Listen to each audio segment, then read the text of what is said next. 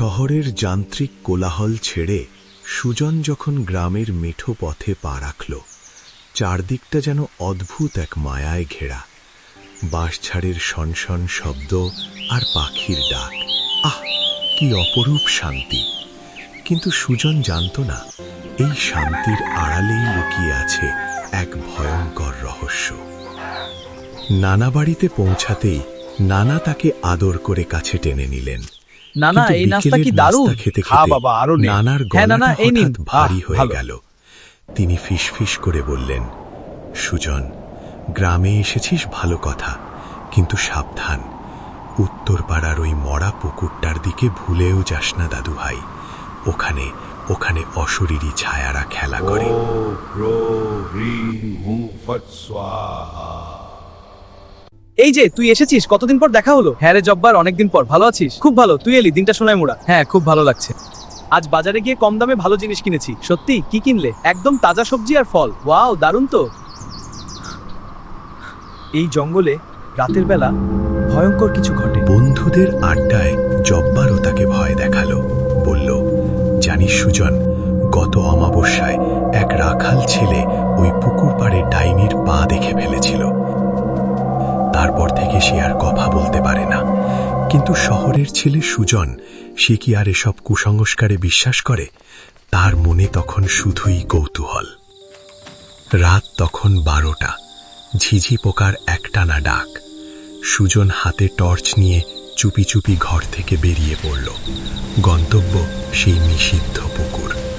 বাঁশঝাড়ের ভেতর দিয়ে হাঁটতে হাঁটতে হঠাৎ থমকে দাঁড়ালো সে। কিসের শব্দ ওটা? কেউ কি নুপুর পরে নাচছে? টর্চের আলো ফেলতেই দেখা গেল কাদামাটিতে বিশাল বড় এক অচেনা পায়ের ছাপ।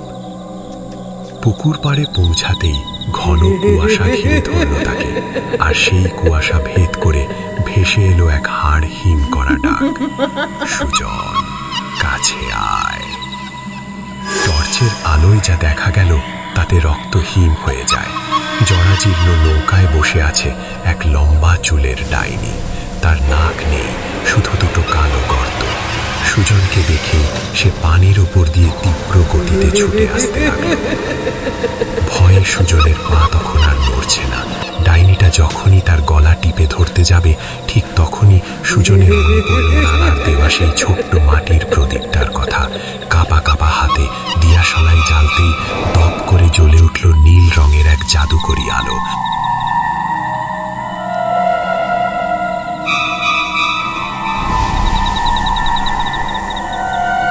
ডাইনিটা যন্ত্রণায় চিৎকার করে উঠল,